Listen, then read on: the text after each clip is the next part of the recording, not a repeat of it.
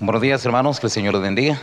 Les invito a que abramos la palabra del Señor en el libro de San Juan, capítulo 7. Vamos a leer del verso 15 al 18. Dice: y se maravillaban los judíos diciendo: ¿cómo sabe este letras sin haber estudiado? Jesús les respondió y dijo: mi doctrina no es mía, sino de aquel que me envió. El que quiera hacer la voluntad de Dios conocerá si la doctrina es de Dios o si yo hablo por mi propia cuenta. El que habla por su propia cuenta, su propia gloria busca, pero el que busca la gloria del que le envió, este es verdadero y no hay en él injusticia. Amén y amén. Estando en un tiempo, hermanos, de tanta confusión que muchos ni siquiera se han dado cuenta que la existe.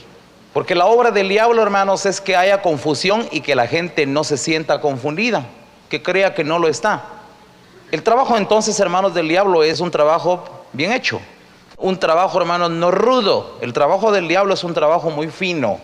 El diablo sabe trabajar muy fino. No va a ser un trabajo, hermanos, que cualquiera lo descubra. ¿Qué tal que cualquiera, hermanos, descubra que hay engaño en alguna de las operaciones del diablo? Pues hombre, cualquiera se apercibe. Cualquiera se pone en defensa, cualquiera se cuida, cualquiera se pone alerta. Pero el trabajo del diablo es engañar, y su especialidad es engañar a los que se creen más listos en esta tierra. Cuando Dios hizo a Adán y a Eva, les quiero asegurar, hermanos, que el hombre estaba en su plena capacidad. Gente muy inteligente porque eran perfectos. No tenía una mente tan arruinada como la mente humana el día de hoy.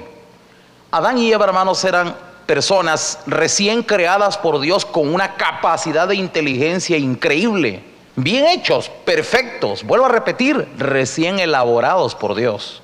Aún estando así, el diablo, hermanos, hizo un trabajo, hermanos, sumamente astuto y los logró engañar. La Biblia dice, hermanos, en el libro de Apocalipsis, que se acerca el día cuando Dios va a agarrar al diablo y lo va a encerrar él mismo. Lo va a encerrar durante 1000 años en los abismos. Pero ahí dice en las escrituras, para encerrar, dice, y encadenar a aquel que engaña al mundo entero. Las sagradas escrituras dicen que el diablo, hermanos, tiene tal poder de engaño que puede engañar a toda la masa de hombres juntos, genios y no genios, gente lista y no lista, magnates o ignorantes, a todos. Solo con esto, hermanos, encontramos y descubramos la capacidad del diablo. El diablo tiene una gran capacidad. Su poder de engaño, hermanos, supera todas las expectativas humanas. El poder del diablo, hermanos, supera la listura de cualquier hombre que se cree listo. El poder del diablo es agudo. Para enfrentar a los poderes de Satanás en este siglo, hermanos, no basta, hermanos, que usted se sienta, hermanos, que es usted medio genio porque sabe jugar ajedrez, o porque usted se ganó un campeonato de ajedrez, o porque se la lleva de que sacó las mejores notas en la universidad. Esos son juguetes, eso es simpleza. Para el diablo, hermanos, eso es cosa de risa. Si usted, hermanos, piensa que es muy listo porque usted ha alcanzado algo en este mundo, ha sido el vendedor estrella, o ha sido una persona, hermanos, que ha alcanzado grandes laureles o grandes éxitos en este mundo, y piensa que eso a usted le da una gran capacidad, y gracias a esa gran listura que usted ya se siente medio genio, y usted piensa que por eso el diablo no le va a engañar. Si alguien piensa así, hermanos, es ignorante. Digo, ignorante de las escrituras, y que poco sabe, hermanos, del poderío de Satanás. El diablo, hermanos, es un poder, una potestad grandiosa, terrible. Las escrituras así lo dicen. La Biblia habla de un hombre de Dios, hermanos, muy inteligente, y si usted lo lee se va a dar cuenta que sí lo era. Job era un hombre inteligente, hermanos, con un conocimiento que llegaron, hermanos, 5 de sus amigos ya más grandes de edad que él, y dice que no le sabían cómo responder a Job, porque tenía mucho conocimiento, hermanos. Dice que se quedaron callados y ya no sabían qué más decirle a Job, porque Job, hermanos, ahí donde usted lo mira con toda su enfermedad, era un hombre, hermanos, de una gran capacidad y de un gran conocimiento. Pero le voy a contar lo que Dios le dijo un día a Job. Job, hermanos, se estaba hundiendo y hundiendo y hundiendo y hundiendo, y venía, hermanos, en una oscuridad de entendimiento, y estaba siendo engañado y estaba siendo víctima de un engaño que él mismo no sabía cómo. Y se venía hundiendo hasta que Dios, hermanos, decidió intervenir en el rescate de Job. Y le voy a contar, hermanos, que fue una de las primeritas cosas que Dios le dijo a Job. Lo primerito que hizo Dios con Job, hermanos, es decirle: mira, Job, yo te voy a decir contra quién estás peleando, y te advierto que contra él no vas a poder hacer frente. estás peleando contra el Leviatán, le dijo. El Leviatán es una figura con que Dios describe al diablo. Y le dice, ¿podrás tú sacar al Leviatán con anzuelo? Lo agarrarás como se agarra cualquier pescado. Lo vas a amarrar como que si fuera un pájaro para que jueguen tus niñas. ¿Ah? ¿Crees tú que así se agarra el diablo? Mira, le dijo Dios a Job, ponle la mano encima, te vas a acordar del día de la batalla y no vas a volver, le dijo. Que si Dios le dijo eso a Job, hermanos, tómelo en serio usted. Dios le dijo a Job, hermanos, que el diablo no era algo, hermanos, para que usted piense que con grito lo va a espantar. Dice, él se burla de la jabalina, de los dardos. Dice que él se burla de toda arma. Dice, hermanos, que él enciende fuego con la boca. Dice, miren, la Biblia cuando describe al diablo es pintoresco. En el libro de Job, cuando Dios descubre quién es Leviatán, hermanos, y lo describe, hermanos, un monstruo, un dragón, un poder, hermanos, increíble, horrible, horroroso. Y dice Dios, se burla de todos, dice. Dice que las lanzas y todo eso, dice que le parecen paja. Se burla de todas las armas. Y le dice Dios a Job, ponle la mano encima. Toda esperanza acerca de él será burlada. Ponle la mano encima, te vas a acordar del día de la batalla y no vas a volver, le dijo. Si Dios, hermanos, advierte a un hombre tan listo, tan inteligente como Job acerca del poderío de Satanás, dígame usted, hermanos, en dónde quedan un montón de presumidos que creen, hermanos, que con su triste inteligencia humana pueden hacerle frente al poder de Satanás. Le voy a contar algo. Un hombre de Dios, hermanos, poderoso, porque los hombres poderosos de Dios son aquellos que sí saben vencer al diablo, pero saben hacerlo vestidos de las verdaderas armas, y una de esas armas es la humildad. Es imposible, hermanos, que alguien que no sea verdaderamente humilde pueda vencer al diablo. La Biblia dice, someteos bajo la poderosa mano de Dios, resistid luego al diablo y de vosotros huirá. Es imposible, hermanos, hacerle frente al poder de Satanás si no hay alguien que verdaderamente, hermanos, tenga un verdadero concepto de lo que es someterse, de lo que es ser humilde. Si alguien no tiene claro en su corazón qué es ser humilde, qué es someterse, va a ser una persona derrotada, fracasada, que el diablo lo va a llevar arrastrado toda la vida y se va a burlar de él, se va a reír en su cara de él y lo va a llevar siempre en derrota, en fracaso, incapaz de hacerle frente. Hay hombres, hermanos, que ni siquiera su mujer pueden gobernar. ¿Y quién cree usted que actúa, hermanos, detrás de una mujer rebelde? El príncipe de este siglo, el que enseñó a Eva a no reconocer la autoridad de Adán porque no lo era. Eva no reconoció la autoridad de Adán, obviamente, porque nunca la reconoció como tal, nunca la pesó como tal, nunca la miró como tal. Por eso se fue a buscar otra autoridad, fue a buscar cabeza y encontró al diablo en el camino y se le sometió al diablo. Así es la historia de la caída del género humano. Eva, hermanos, al no encontrar gobierno en su marido, al no encontrar un verdadero poder, una autoridad, entonces, hermanos, anda como loca buscando autoridad, encuentra al diablo y se le somete al diablo, y el diablo, hermanos, la lleva al pecado y luego arrastra a su marido a una dependencia de él. Le voy a contar qué pasó, hermanos, en el huerto del Edén, para que ustedes vean, hermanos, que el poder del diablo no es cualquier poder. Viene el hombre, hermanos, y en el huerto del Edén Dios debió haber sido el todo del hombre, pero en el momento en que el hombre no reconoció a Dios como cabeza, porque el hombre no reconoció a Dios como cabeza, si lo hubiera reconocido como cabeza, entonces hubiera comido del árbol de la vida que Dios le mandó que comiera, ahí estaba. Pero él no lo hizo, obviamente porque no quiso obedecerle, porque no lo reconoció como cabeza. ¿En qué momento alguien, hermano, no está reconociendo una autoridad? Pues cuando no obedece lo que la autoridad dice. Si alguien, hermanos, hace lo que él quiere y no lo que la autoridad dice, obviamente no reconoce autoridad. Sin palabras no lo está reconociendo. Así que, hermanos, Adán tenía que comer del árbol de la vida, lo que jamás hizo. Eso quiere decir que él nunca reconoció autoridad. Obviamente, cuando Dios le da a la mujer, ¿qué iba a reconocerlo a él como autoridad? Tampoco, porque lo que el hombre siembra, eso cosecha. El hombre no reconoció a Dios como autoridad, obviamente su mujer tampoco no lo iba a reconocer a él, es lo menos que se puede cosechar. Su mujer no podía reconocer en él una autoridad porque él tampoco no reconocía una autoridad. Entonces, hermanos, viene la mujer y vuelvo a repetir, anda buscando una cabeza y la encuentra por ahí, bien. Y aquel, hermanos, que sí ejerce una potestad del diablo, hermanos, que es un dominante, es un ser dominante y poseedor. Por eso la Biblia habla de las posesiones demoníacas. El diablo, hermanos, es un ente poseedor. Le gusta poseer a las personas bajo una imposición, bajo un dominio. El diablo posee la mente, puede poseer la voluntad de las personas, pueden poseer su cuerpo. Mientras más soberbia es una persona, es más vulnerable a una posesión demoníaca. Las personas más soberbias, aquellas personas que se les meten unas iras y que no pueden controlar las iras, son presas fáciles de una manifestación satánica. El Señor dijo, airaos, pero no pequéis ni deis lugar al diablo. Las personas, hermanos, que son demasiado enojadas, que no se controlan, fácilmente las toman los demonios. Ya tomadas por los demonios pueden hacer locuras, pueden matar, pueden agredir, pueden destruir, pueden prender fuego, pueden hacer un montón de disparates, hacen muchas locuras. Ya no son ellos, perdieron el control. Alguien agarró el timón de su vida en ese momento y puede hacer disparates, verdaderas locuras. Puede hacer cosas muy desastrosas, pero no es ella.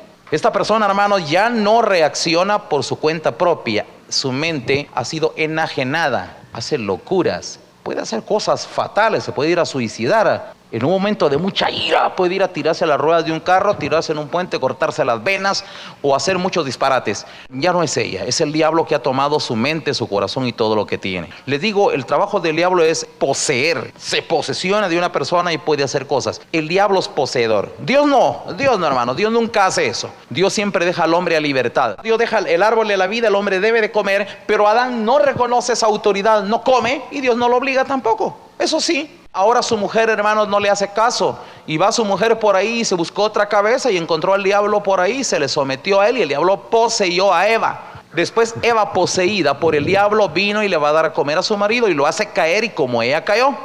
Entonces le voy a contar qué pasó, hermanos. Desde un principio, el hombre fue creado por Dios con un vacío. Pero eso ya es idea de Dios. Eso, hermano, lo que usted me está oyendo, no es algo, hermanos, que sucedió porque el hombre cayó. No. Desde un principio Dios hizo al hombre, hermanos, con un vacío que el hombre tendría que estarlo llenando continuamente. O si quieren ustedes, para que usted lo comprenda, tal vez el ejemplo sea humano, nos va a ayudar a entender, hermanos. Dios a cada uno nos hizo nacer en este mundo desde el principio. Desde que Dios hizo a Adán y a Eva en su estado perfecto, los hizo con un tanque que lo tenía que estar llenando cada día, un tanque de combustible. Y ese tanque de combustible se llenaba al comer del árbol de la vida. El hombre debería de comer del árbol de la vida todos los días. Eso era su función perfecta. El hombre, comiendo del árbol de la vida y llenando su tanque del árbol de la vida, viviría bien, eternamente. Es su estado perfecto.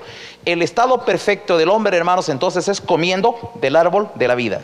Pero le voy a contar qué fue lo que sucedió a Adán. Adán nunca comió del árbol de la vida y el tanque se le vació.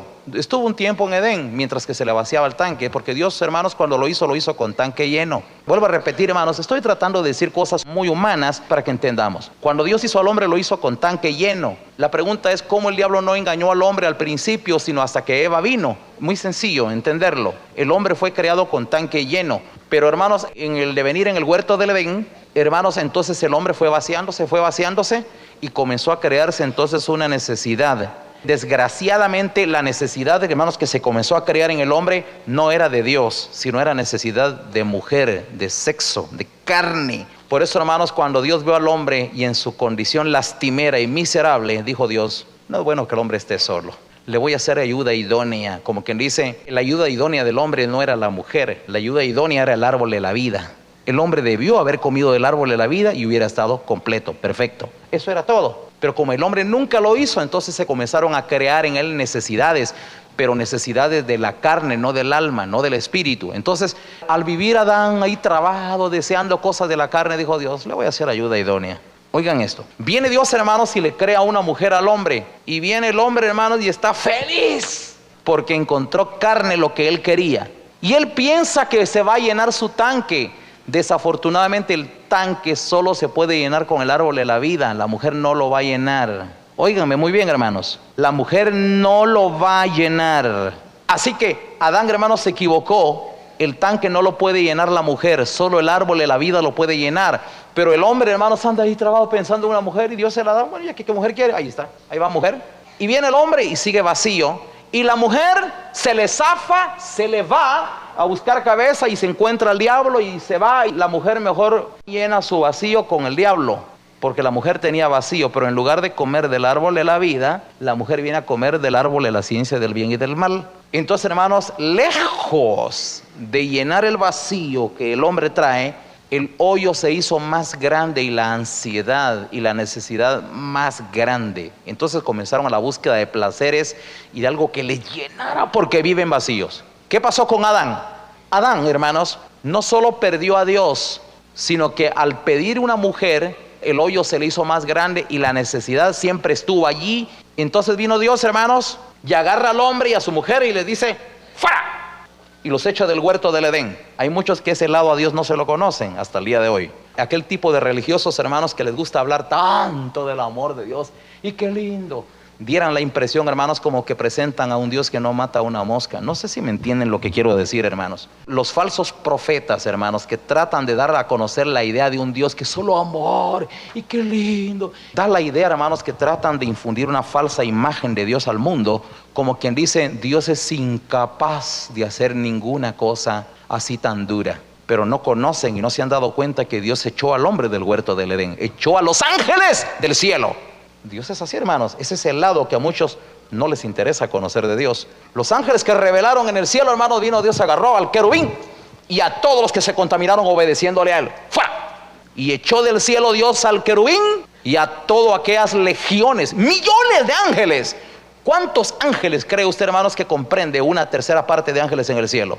Millones de millones, hermanos. No vaya a creer usted que fueron unos 20, unos 100 o unos 10,000 o unos 25,000 o un par de millones. Fueron millones de millones. Los ángeles que fueron echados del cielo fueron cantidades, hermanos, inimaginables, cantidades grandiosas. Ese es el lado, hermanos, que muchos no le conocen a Dios porque no conocen quién es Dios. Le voy a contar algo para que usted, hermanos, fortalezca su concepto de Dios. Dios nunca ha cambiado, es igual. Dice que en Él no hay mudanza ni sombra de variación.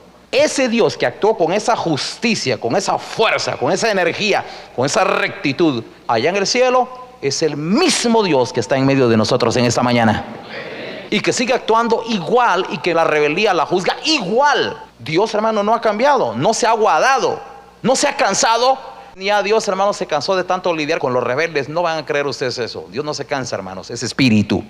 Pero vino Dios, hermanos, y ahora Adán y Eva fuera del huerto. Luego el mundo antidiluviano a destruir, hermanos, el mundo en los días de Noé. Luego Sodoma y Gomorra a destruirlos a todos. ¿Y qué les hace creer a muchos, hermanos, que ahora ya Dios es más blando? O que ahora ya Dios cambió. O que ahora ya Dios, hermanos, es más flojo. O que ahora, hermano, Dios, pues hombre, como ahora hay tantas ideas democráticas en el mundo y se habla tanto de derechos humanos, ahora Dios también se sujeta a las tristes filosofías humanas. Y ahora Dios respeta los derechos humanos. ¿Usted cree que Dios es así, hermanos? Los derechos humanos le vienen flojos a Dios, hermanos. Hay un derecho que es superior a los humanos y es el derecho divino. El derecho de Dios supera cualquier derecho humano. Eso no lo entienden los hombres. Pero no hay derecho superior que el derecho de Dios a través de las Sagradas Escrituras. Así que, hermanos, Dios no ha cambiado. Es el mismo Dios. Ahora, hermanos, allá va Adán y Eva con sus maletas y con todo y fuera. Perdieron, hermanos, la preciosa casa que Dios les había hecho. Perdieron el huerto, perdieron lo precioso que Dios les dio. Allá van Adán y Eva, hermanos, y les espera toda una tierra, hermanos. Espinos y cardos, aflicciones, dolores. Y el hombre, hermanos, sale del huerto del Edén peor, con el hoyo más grande, con el vacío más grande, su necesidad más grande. Y le voy a contar algo, hermanos, y con esto usted saque sus propias conclusiones. Desde entonces, hermanos, desde ese día hasta el presente siglo XXI, hermanos, el hombre, hermanos, salió con ese vacío en el corazón. Y le voy a contar, hermanos, ni siquiera se le ocurre pensar hasta el presente siglo que ese vacío es del árbol de la vida, ni se le ocurre.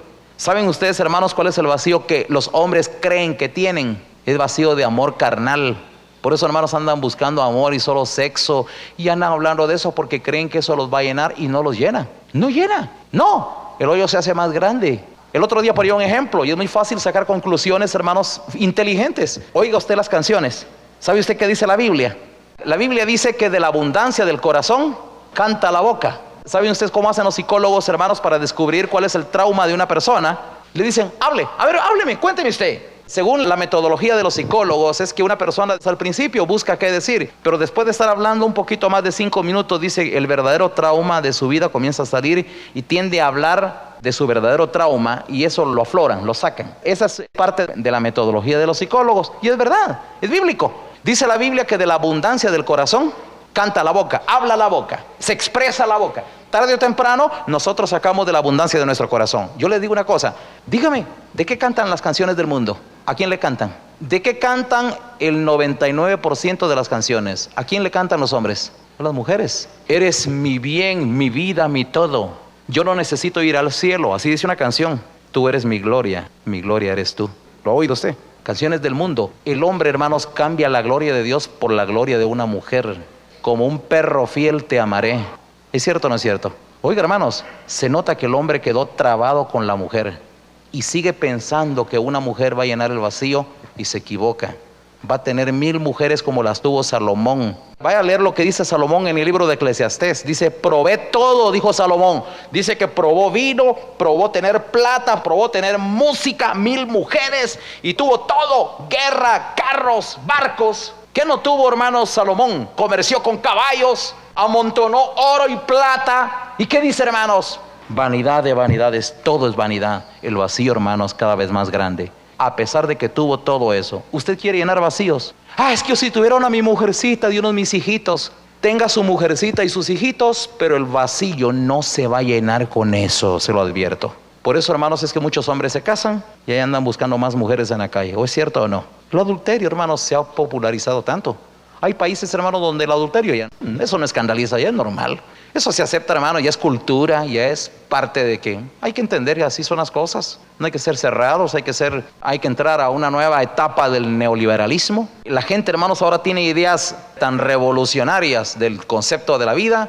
Ahora, hermanos, el adulterio, el lesbianismo, los homosexuales, las promiscuidades, todo eso, hermanos, ya es común. Ya no escandaliza, no asusta. Las naciones civilizadas entienden que así, entre comillas, debe de ser la cosa, que así debe de ser, y que el mundo debe de aceptar los cambios que se van dando, esos fenómenos sociales que se van dando. Hay que aceptarlos porque es parte de la evolución social del género humano. Las naciones civilizadas, hermanos, piensan así. Ahora nosotros, hermanos, los países latinos, todavía somos un poquito ignorantes. Aquí todavía no hay muchos homosexuales porque somos ignorantes todavía. Pero vamos en rumbo a eso, como va en vías de desarrollo, y como estos países, hermanos, imitan todo lo que hacen las grandes naciones. Allá van detrás, hermanos, de la estela del pecado de los grandes, allá van aquellos hermanos siguiendo la misma ruta. Yo quiero que me escuchen, hermanos. El vacío de Dios, hermanos, no lo llena ni mujer, ni hijos, ni dinero, ninguna cosa.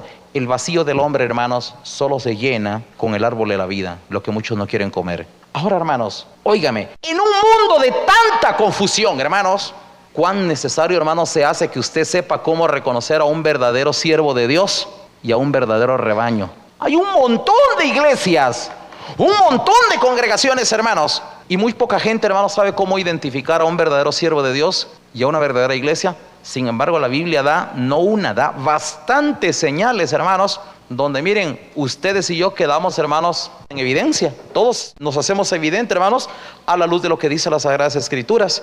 Y quiero mencionarlo, hermanos, porque esto es muy importante. En medio de un mundo de confusión, hermanos, cuán importante es que usted reconozca a un siervo de Dios y reconozca a un verdadero rebaño. Y es muy fácil, claro, si usted puede creer en las Escrituras, se va a dar cuenta que esto va a ser muy fácil. Fíjense bien, en estas palabras que leí, quiero que lo volvamos a leer, son palabras de Jesucristo. San Juan capítulo 17, verso 16, dice, leamos desde el 15. Y se maravillaban los judíos diciendo, ¿cómo sabe este letras sin haber estudiado? Respondió Jesús, mi doctrina no es mía. Escuchen, hermanos, cómo comienza hablando Jesucristo. Hay muchas iglesias, hermanos, que se jactan de una doctrina personal. Oiga las palabras de Jesucristo. Mi doctrina no es mía. El otro día una persona dijo, sí, ahí en esa iglesia Ágape los obligan. En esa iglesia Ágape les enseñan a la gente a aborrecer a su familia. Vino un hermano, me dice, fíjese, hermano, de que mi familia dice que aquí en la iglesia enseñan a aborrecer la familia. Como era un hermano nuevo, no conocía mucho las Escrituras, él venía un poco asustado. Mira, hermano, que mi familia dice que ahí en la iglesia Ágape le enseñan a aborrecer a la familia. ¿Y usted qué le respondió? Le dije, pues yo le dije que mejor iba a averiguar. Mire, le dije, eso es lo que nosotros predicamos, pero no lo dice la iglesia Ágape, lo dijo Jesús, le dije. Lo puede leer ahí. Jesús dijo, el que no aborrece padre y madre y mujer e hijos y aún su propia vida, no puede ser mi discípulo. ¿Quién lo dijo? La iglesia Ágape lo dijo el Señor. Y nosotros, hermanos, vamos a resaltar las palabras de nuestro Señor con mayúscula y con negría. Esas son palabras textuales de nuestro Señor Jesucristo. Y nosotros sí las creemos, sí las vivimos y sí las respetamos. Palabras de nuestro Maestro. No sé si me entienden, hermanos. Ahora oiga cómo decía Jesús, hermano. Dijo Jesús en el verso 16, mi doctrina, que dijo, no es mía, sino ¿de quién? De aquel que me envió. El que quiera hacer la voluntad de Dios, conocerá si la doctrina es de Dios o si yo hablo por mi propia cuenta. ¿Cómo poder saber si aquel pastor, hermanos, está hablando de su propia cosecha o está hablando, hermanos, de parte de Dios? Es muy sencillo, hermanos. Cuando alguien de verdad quiere obedecer lo que Dios dice y conoce las Escrituras, porque, hermanos, si usted lee la Biblia, si usted es alguien que lee las Escrituras y usted me oye predicar, usted fácilmente puede decir, es cierto, eso dice las Escrituras. A menos que usted algún día venga con la Biblia en la mano y me diga, hermano, eso que usted dice no lo dicen las Escrituras. Si usted me lo dice y viene con su Biblia en la mano y me explica a usted que dice otra cosa, yo le oigo. Pero le aseguro, hermanos, que cuando Dios levanta a un siervo de Dios, no se equivoca. Porque todo don perfecto desciende de lo alto, del Padre de las luces, en el cual no hay mudanza ni sombra de variación. Dios no se equivoca cuando pone un siervo de Dios. ¿O usted, hermanos, cree que el apóstol Pablo tenía que estar dando cada rato fe de ratas ahí? ¿Usted cree que Pablo tenía que estar haciendo enmiendas y correcciones a sus prédicas? Nunca, hermanos, porque todo don perfecto desciende de lo alto. El día que Dios da un don, ese lo dio Dios, hermanos, y Dios no está jugando, Él no se equivoca. Cuando Dios levantó a David, hermano, levantó un siervo conforme a su corazón. Cuando levantó al profeta Samuel, dijo Dios, yo voy a levantar un profeta que haga conforme mi corazón. El día que Dios levanta a sus siervos, dice el Señor, Él mismo constituyó a unos apóstoles, a otros pastores, a otros evangelistas y a otros maestros. El hombre que Dios levantó tiene que tener un ministerio perfecto. No puede estar, hermanos, equivocándose. El otro día, hermano, yo supe de cierto evangelista reconocido. ¿Qué andaban, hermanos? Miren, los de su equipo va a recoger unos cassettes por ahí porque se metió a dar una profecía que se cumplió, pero todo lo contrario de lo que él predicó. Andaba a recoger esos cassettes para que no se distribuyeran. Un siervo de Dios no se equivoca. ¿Saben, hermanos, cómo dice el Antiguo Testamento? Cuando se levante un profeta de en medio de vosotros y diga palabras que no se cumplen, no le tengáis temor, porque este es un profeta que Dios no ha levantado, dice. ¿Lo ha leído? El día, hermanos, que se levanta alguien que dice cosas que no se cumplen, no es alguien que, hermanos, que Dios haya levantado. El día que Dios levanta a un profeta suyo, lo que dice se cumple al pie de la letra, hermanos. Se cumple perfectamente. Hay muchas maneras de reconocer un don de Dios. Es que, hermanos, el don de Dios es extraordinario. No especula, no está tratando, hermano, de imaginarse cosas. No se está estirando nada. Nosotros, hermanos, no necesitamos agarrar acontecimientos y jalarlo y estirarlo, hermanos, como quien dice, para aproximarlo y al fin decir, bueno, pero se cumplió. Y así medio estirando la profecía. No es así, hermanos. Las palabras de Dios, lo que Dios dice, hermanos, se cumple perfectamente. ¿Saben, hermanos, qué dijo el profeta Elías? No lloverá en Israel, sino por mi palabra. Se llenó del celo, hermano, de ver tanto falso profeta, y vino Elías y dijo, no lloverá en Israel, sino por mi palabra. Y se fue a la orilla de un río. Ya se fue Elías a orar. Señor, yo abrí mi boca y dije que no iba a llover sino por mi palabra. Yo sé que quién soy yo para decir eso, Señor, pero si yo soy tu siervo, si yo soy tu profeta, respáldame y que se cumpla lo que dije. ¿Y se cumplió o no se cumplió? Al pie de la letra, porque era un profeta de Dios, hermanos. Era un hombre de Dios. Claro, él no esperó primero una revelación que Dios le dijera, ve y diles a Israel. Él del celo, se llenó de celo y él dijo. Eso está, hermanos, como cuando Josué está persiguiendo, hermanos, al enemigo. Y viene Josué y necesitan vencer, hermanos, al enemigo. Y entonces viene Josué y dice, detente sol en Gabaón y luna en Gajalón. Se detuvo el sol y la luna un día entero, hermanos, mientras que Josué acababa con los enemigos. Dice que es primera vez que Dios, hermanos, actúa deteniendo todo el mecanismo astral. Oigan, hermanos, eso. Qué gran poder de la fe de Josué, hermanos, para hacer un portentoso milagro de detener astros enteros y parar, hermanos, algo que está registrado aún según el meridiano de Greenwich. Ahí está registrada esa falla de un día, hermanos. Oiga eso, para testimonio, ahí está registrado, hermanos, una falla. Hay un año perdido que la gente no sabe, pero ¿por qué? Qué extraño. Tienen que aproximar, tienen que jalar por ahí días para que no haya un desequilibrio en los calendarios. Oiga esto, hermanos, hay una falla por ahí y, hermanos, se detuvo el sol y se detuvo la luna, hermanos, por la palabra de un hombre que creyó, hermanos, porque era un verdadero siervo de Dios. Lo que un hombre de Dios dice, hermanos, se cumple. Oiga las palabras de Jesucristo. Dice, hermanos, cualquiera que quiera hacer la voluntad de Dios sabrá si yo vengo de Dios o hablo por mi propia cuenta. El hombre de Dios, hermanos, habla, hermanos, y tarde o temprano, hermanos, se descubre qué es lo que tiene dentro de él. Un falso profeta, ¿saben cómo dijo el apóstol Juan, hermanos, que se puede reconocer un falso profeta? Dice, ellos son del mundo, por eso hablan del mundo y el mundo les oye. Tarde o temprano, hermanos, un predicador tiene que hablar del mundo y tiene que resultar hablando cosas del mundo, Porque, hermanos, no tiene tanto para decir. Aquel falso profeta, hermanos, tarde o temprano va a resultar hablando del dinero. ¿Saben, hermanos, qué dijo el apóstol Pedro cuando habló de los falsos predicadores de los días finales? Por avaricia harán mercadería de vosotros con palabras fingidas, dijo. Aquel falso predicador, hermanos, no puede evitar tener que tocar el tema de las ofrendas y les fascina. Esos son temas predilectos, hermanos, de muchos en estos días. Muchos se escandalizan, hermanos, cuando saben que aquí en la iglesia no recogemos ofrendas. Allá están las alfolíes, hermanos. Por cierto que, a ver cuándo le hacemos un rótulo más grande, porque algunas personas preguntan, hermanos, ¿dónde se pueden echar ofrendas?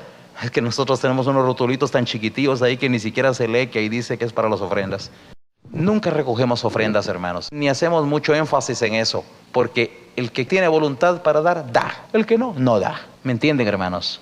Pero no podemos hablar tanto de eso, hermanos, porque no es eso lo que llena nuestro corazón. Queremos hablar de Dios, queremos hablar de su palabra, y de eso sí nos fascina hablar tanto. De la abundancia del corazón habla la boca. Es muy fácil reconocer que llena nuestro corazón. ¿De qué habla usted?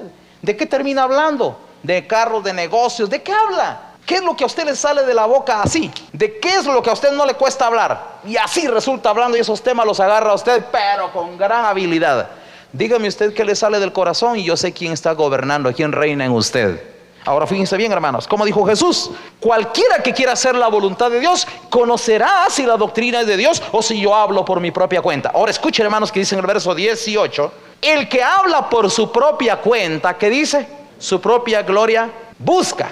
Hace unos días una hermana me entregó un cassette y me dijo: hermano, yo necesito que usted oiga este predicador, me dijo, y yo quiero que usted me dé qué opinión tiene de él, me dijo. Está bien, lo agarré y lo empecé a oír. Predicando, dice algunas verdades, pero entre todo habla demasiado, que sí, que su ministerio, y yo aquí, yo allá, y estuve en ayuno y acá, y dice verdades, dice cosas bonitas, cosas que pueden agradar oírlas, pero de repente vuelve otra vez al tema, y cuando estuve yo, y toca demasiado el tema de yo. Entonces, oiga lo que dicen las escrituras: el que habla por su propia cuenta, ¿qué dice? Su propia gloria busca. Casi no cuento yo experiencias mías, casi no cuento mis cosas. A veces cuento algún testimonio, es necesario hacerlo, como también Pablo lo hizo. Muy raro, por cierto. Pero, hermanos, yo no necesito hablar de mí mismo. Por eso les digo, si yo predico esto, yo me pongo en evidencia y usted me juzga a mí, porque estoy dando claves, hermanos, que son aplicables a todos. Pero vea cómo dice la palabra de Dios, hermanos: el que habla por su propia cuenta, ¿la gloria de quién busca? Su propia gloria. Se las ingenia para poder hablar muy bien de lo que él hace, de su capacidad, de lo que es, le gusta, y se la da a ingeniar. Se va a volver muy astuto para insistir en hablar de sí, o para tratar de resaltar sus habilidades, o que él sí puede. Hay una tendencia, hermanos, instintiva en querer resaltar sus cualidades personales. Entonces, hermanos, dice el Señor: el que habla por su propia cuenta, su propia gloria busca, pero el que busca la gloria del que le envió, este es verdadero, y no hay en él injusticia. ¿En qué se conoce un verdadero siervo de Dios, hermanos? En que tiene una insistencia, hermanos, en resaltar el nombre de su Dios. ¿Quién le mandó? Voy a hablar bien de Dios. El trabajo, hermanos, es hablar bien de Dios. ¿Saben ustedes qué vino a hacer nuestro Señor Jesucristo, hermanos? ¿O sabe usted qué diferencia hay entre un falso profeta y un verdadero siervo de Dios como lo fue nuestro Señor Jesucristo? Es que cuando nuestro Señor Jesucristo, hermanos, Él vino a esta tierra, hermanos, nos puso ejemplos de algunos falsos predicadores. Dice, hermanos, que algunas de estas personas se levantaron y comenzaron a arrastrar a gente detrás de ellos. Y luego, al estar arrastrando gente detrás de ellos, dice que se murieron las personas, se murieron estos líderes, y el movimiento se disolvió y la gente se desparramó y no quedó nada. Se levantó otro, un tal Teudas, se levantó un tal Simón, y comenzaron a arrastrar discípulos, hicieron una obra personal. Es aquel tipo de líderes, hermanos, que les gusta hablar de sí mismo, y la gente los llega a admirar a ellos y sigue detrás de ellos, pero cuando se mueren se disuelve la obra y ahí no queda nada. Pero cuando vino nuestro Señor Jesucristo, hermanos, le voy a contar qué hizo el Señor. El Señor decía: miren, las obras que yo hago no las estoy haciendo yo, el Padre las está haciendo. Si ustedes quieren saber si el Padre está en mí, no me crean a mí, crean a las obras, porque las obras que el Padre está haciendo, esas dan testimonio que el Padre está conmigo. Mi doctrina no es mía. El Padre que me envió me ha dicho lo que yo deba decir. Y lo que yo predico, lo predico tal y como el Padre me ha dicho que yo lo predique. Fíjense, hermanos, que el Señor no se arrogaba ni la doctrina, ni los milagros, ni las obras, nada, ni lo que hacía. Si yo hablo de mi propia cuenta, pues hombre, Hay otros que dan testimonio de mí, yo no doy testimonio de mí mismo, dijo. Habrá quien dé testimonio de sí mismo, pero hay otros que dan testimonio de mí. Y habló de Juan. Juan daba testimonio. He aquí el Cordero de Dios que quita el pecado del mundo. ¿Quién hablaba de Jesucristo? Los demás. Pero Jesucristo, hermanos, Él no hablaba de sí mismo ni hacía alarde. Yo aquí, yo. Él no, hermanos. Sin embargo, Él decía, mi doctrina no es mía. Los milagros no son míos. La obra que estoy haciendo no es mía. Todo esto no es mío. Padre, los que tú me diste. Como que dice el Señor, yo no fui el que escogí los discípulos, son los que tú me diste. Y un día dice que la gente estaba murmurando de Jesús. Y Jesús dijo, hermanos, no murmuren, miren, nadie puede venir detrás de mí, nadie puede venir en pos de mí si el Padre no me lo manda. Fíjense, hermanos, que el Señor Jesucristo tampoco no se arrogaba la capacidad de estar persuadiendo a los hombres y convenciéndolos para que siguieran detrás de Él. Nunca lo hacía Jesucristo, nunca.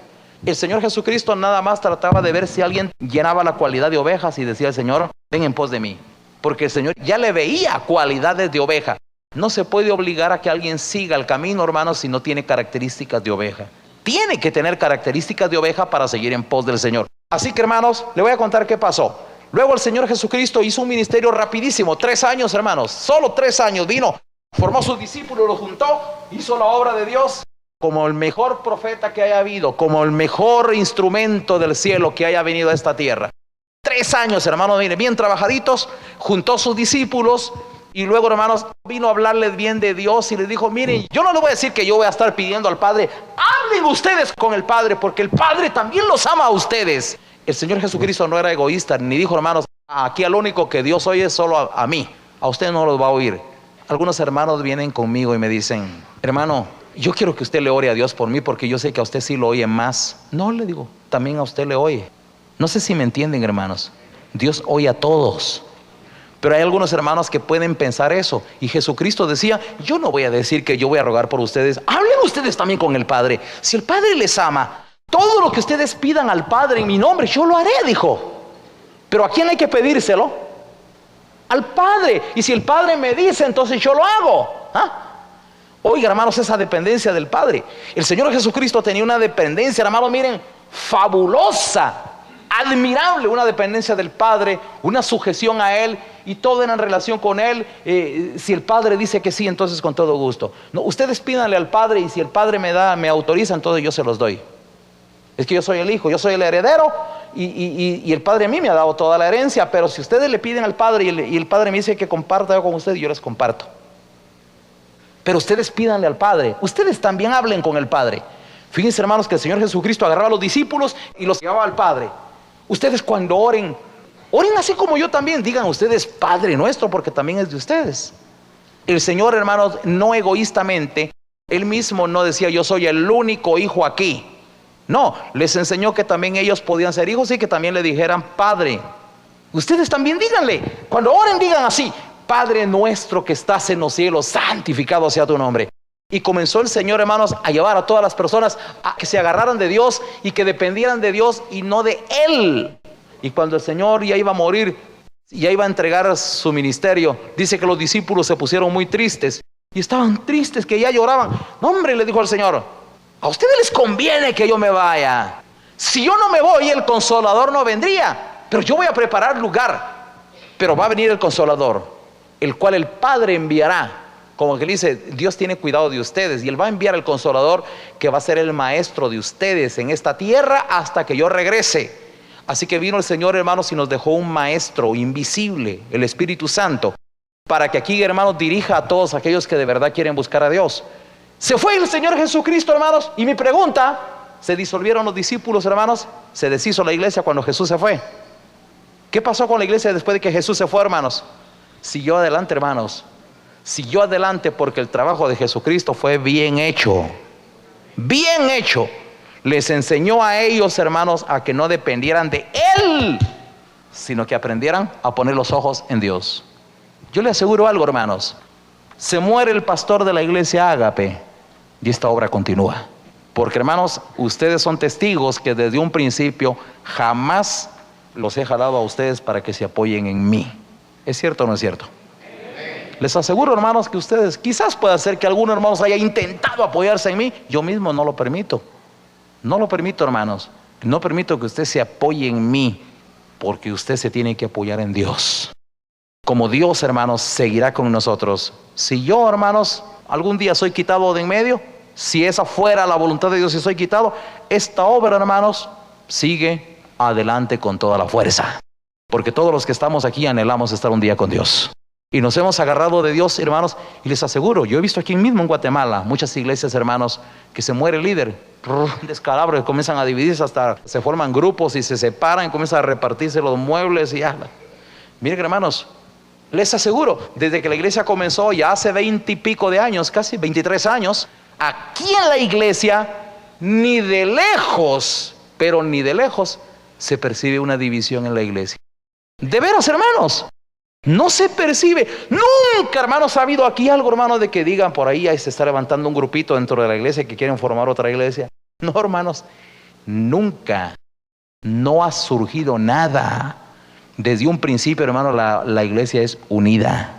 Y le voy a decir algo, hermano, miren, solo estoy tocando un aspecto. Oiga, hice una lista aquí, hermanos, que de plano ya no la voy a poder predicar porque es muy larga, pero solo se la voy a leer.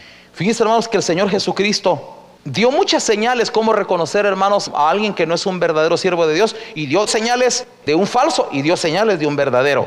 Jesús dijo: guardaos de los falsos profetas que vienen a vosotros vestidos de ovejas, pero por dentro son lobos rapaces. Entonces, para poder reconocer a un falso profeta, no hay que verle tanto de encima, sino hay que aprender a verlo por dentro. ¿Cómo se ve a alguien por dentro? Es lo que les decía hace un rato. Tarde o temprano, lo que está dentro aflora. Usted no puede guiarse, hermanos, por una sonrisita, ni por una gran Biblia, ni por una carita muy amable. Que Dios le bendiga, Dios le bendiga. Uno de los trabajos de los falsos profetas, hermanos, es el exhibicionismo. Son muy exhibicionistas, la apariencia. Ellos, hermanos, se cuidan demasiado de su apariencia pública. Por eso su forma de hablar, su estilo para hablar. Ellos, hermanos, son artistas y tratan de refinarse en cuanto a su hermenéutica, en cuanto a su apologética, en cuanto a su expresión pública. Ellos, hermanos, tratan de refinarse y tratan de ser muy cuidadosos de estos aspectos. Los fariseos eran así, vestiduras blancas, filacterias. Jesucristo les dijo: sepulcros blanqueados, por fuera se presentan hermosos, pero dentro están llenos de rapacidad. Esas eran las palabras de Jesucristo, y por eso es que al Señor lo odiaban, hermanos. No va a creer usted que de balde lo llevaron a la cruz. Si a estos ganas no les faltaba, hermanos, de matarlo. Hacía rato que lo llevaban corto. Buscaban cómo matarlo. Si el Señor se les había escapado varias veces. Dice que un día, hermano, lo llevaron a un desfiladero, hermanos, y lo quisieron despeñar, tirarlo. Entonces vino el Señor, hermanos, e hizo un milagro delante de ellos, como el milagro que sucedió en los días de Sodoma. El ángel los cegó y el Señor se fue en medio de ellos y se les fue, dice. Varias veces quisieron matarlo, hermanos, y miren, tuvo que haber una intervención divina para que no lo mataran antes de tiempo. ¿Por qué? Porque, hermanos, el Señor señalaba los males de los religiosos. Los fariseos, que les gusta el show, vestiduras blancas, cajitas de cuero, textos bíblicos por todos lados, era una gran apariencia de piedad. Así que el Señor Jesucristo dijo: guardaos de los falsos profetas que vienen a vosotros vestidos de ovejas. El vestido de oveja puede ser hasta una doctrina bien bonita, bien elaborada, palabritas espirituales bien rebuscadas, cositas que gusta al oído oír. Todo eso es parte de la piel de oveja. Pero lo que está dentro, hermanos, son las obras, el testimonio.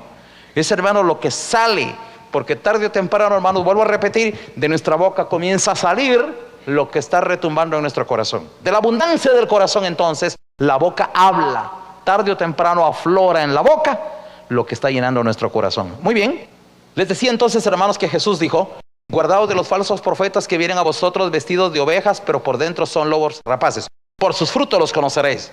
¿Acaso se recogen uvas de los espinos o higos de los abrojos? Así que todo buen árbol da buenos frutos, y el árbol malo da malos frutos. Entonces el Señor enseñó, hermanos, a reconocer a un verdadero siervo de Dios por sus frutos, por sus evidencias, por su testimonio, por su forma de ser. Luego el apóstol Juan dijo otra cosa interesante, ya lo había mencionado. Dijo, cuando hablaba de los falsos profetas: ellos son del mundo, por eso es que hablan del mundo y el mundo los oye.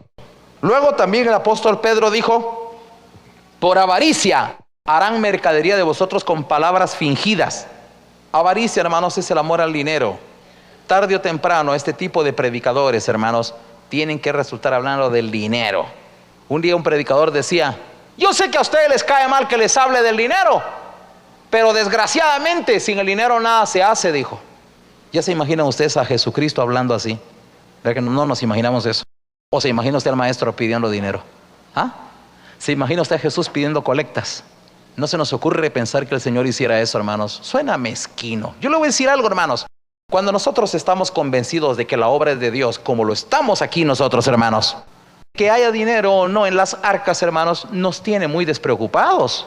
Porque estamos seguros, hermanos, que el que constituyó esa obra se preocupará, hermanos, de que esta funcione. Él la va a financiar, hermanos. El Señor dijo: mía es la plata y mío es el oro. No os afanéis qué habéis de comer o qué habéis de vestir. El Señor, hermanos, sabe cómo hacer funcionar su obra y sabe cómo proveer de manera extraordinaria. Dijo el profeta Jeremías, oiga cómo reconocer a los falsos predicadores. Estos falsos profetas le ofrecen paz a cualquiera, y a cualquiera que anda haciendo cosas malas le dicen: no vendrá mal sobre vosotros. Se lo parafraseo. Estos falsos profetas, hermanos, le ofrecen la salvación a medio mundo, aunque las personas estén viviendo pateado, están haciendo, hermanos, las cosas no como Dios manda. Pero en la boca de estos le tienen la salvación asegurada a todo el mundo. Cuando uno se encuentra con un verdadero siervo de Dios, hermanos, lo menos que podrá decir es como lo que dijo el apóstol Pablo: ocupaos de vuestra salvación con temor y temblor. Esta es la voz del apóstol Pablo. Pero en cambio, no, hermanos, por la gracia del Señor ya toditos somos salvos. Generalmente los falsos profetas, hermanos, a todo mundo le recetan el cielo. A todo mundo le recetan la salvación, el perdón de los pecados, todo. Para ellos, hermanos, todo mundo ya está en óptimas condiciones. Las Sagradas Escrituras no dicen eso. ¿Saben qué dijo el Señor? Si ellos, dijo el Señor, hubieran estado en mi secreto, si ellos me hubieran conocido, si hubieran platicado conmigo, si hubieran estado en mi secreto, ¿saben ustedes, hermanos, a qué se le llama el secreto de Dios? El secreto, hermanos, es como quien dice la oficina privada donde se puede hablar con Dios. O el lugar santísimo. Era el secreto antiguamente. Al lugar santísimo no vayan a creer ustedes, hermanos, que cualquiera entraba.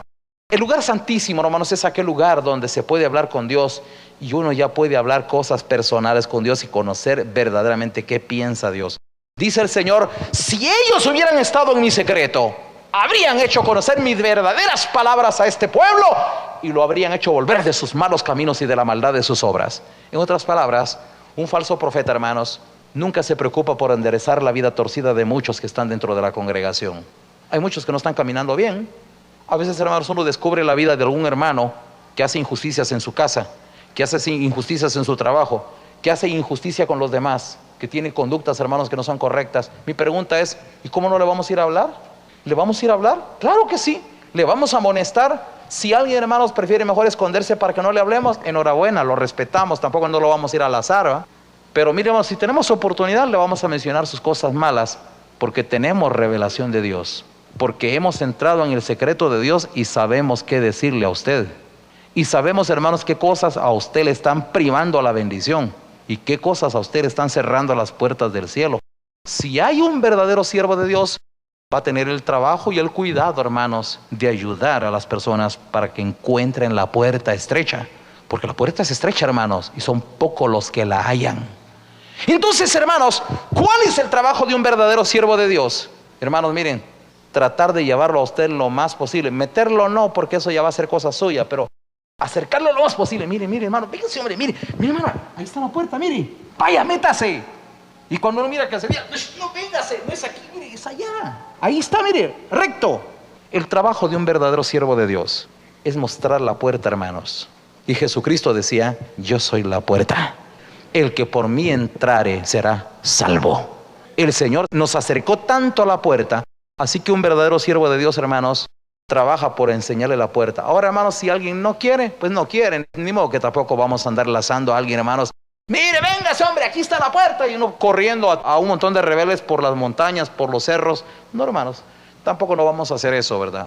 Uno entiende, hermanos, que cuando alguien se descarría y no quiere, hermanos, ser guiado, es porque no le interesa encontrar la ruta. Pero si Dios, hermanos, ha levantado un verdadero siervo de Dios, es para mostrar la puerta, para poder enseñar la puerta y acercar a los hombres la puerta.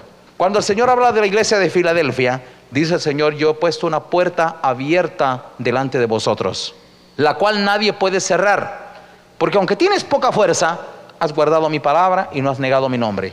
Hay dos cosas, hermanos, que le abren la puerta a la iglesia verdadera: es que haya una palabra verdadera y que hay, hermanos, una prédica del Evangelio, hermanos, donde no nos avergonzamos de Cristo Jesús. La iglesia que predica el Evangelio, hermanos, la puerta se le abre. La iglesia, hermanos, que tiene la palabra verdadera, la puerta se le abre. ¿Cómo reconocer entonces, hermanos, que un siervo es verdadero siervo de Dios y cómo un rebaño es el verdadero rebaño? Sigo hablando de señales. Jesús dijo, hermanos, en esto conocerán todos que ustedes son mis discípulos, cuando ustedes se amen unos a otros. ¿En qué se conoce una iglesia verdadera, hermanos? En que hay amor, bastante unidad. Es una iglesia muy unida.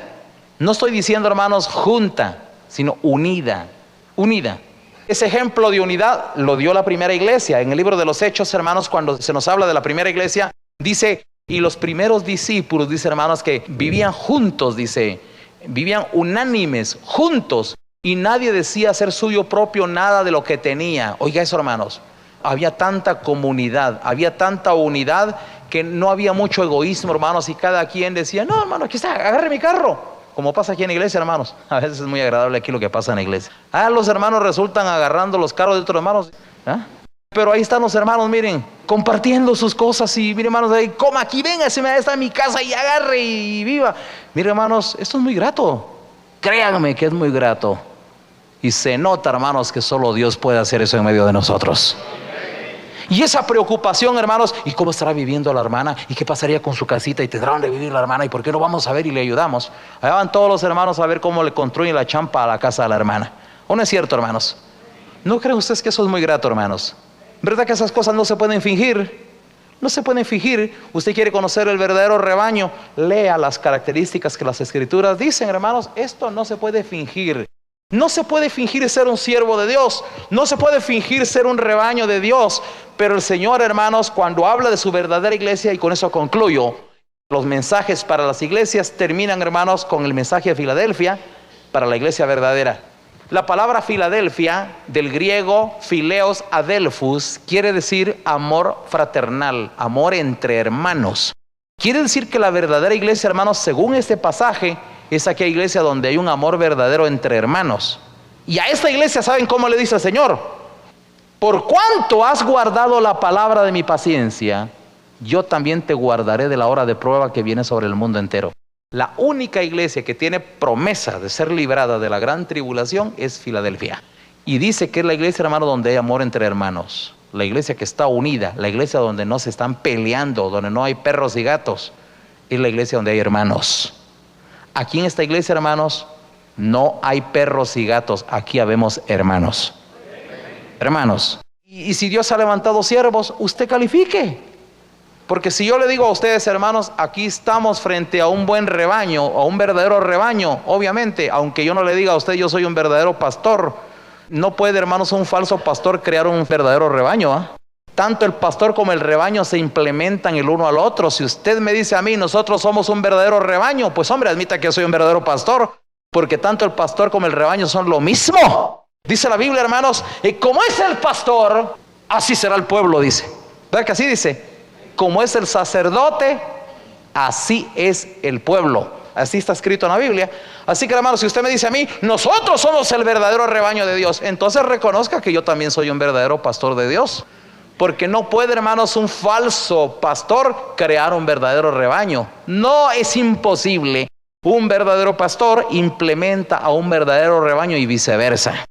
Así que, hermanos, saquemos nuestras conclusiones. La verdadera iglesia de Dios, hermanos, se reconoce no tanto porque alguien diga, aquí está la verdadera iglesia de Dios. Supóngase, hermanos, que nosotros digamos, le vamos a poner de título a esta iglesia, pongámosle, la verdadera iglesia de Cristo. Y le ponemos el gran rotulote allá afuera que diga la verdadera iglesia de Cristo. ¿Ese rótulo ya la convirtió en la verdadera iglesia de Cristo? No. Puede hacer que saber cómo sea esa iglesia, puede ser que sea falsa. Ese rótulo solo es engañoso. Puede solo estar despistando la opinión pública. Sin embargo, hermano, la verdadera iglesia no es porque alguien lo diga, es porque se eche de ver, es porque se note, es porque las señales dadas por Dios se estén cumpliendo al pie de la letra. Que para nuestro Dios, hermano, sea la honra y la gloria. Vamos a orar al Señor.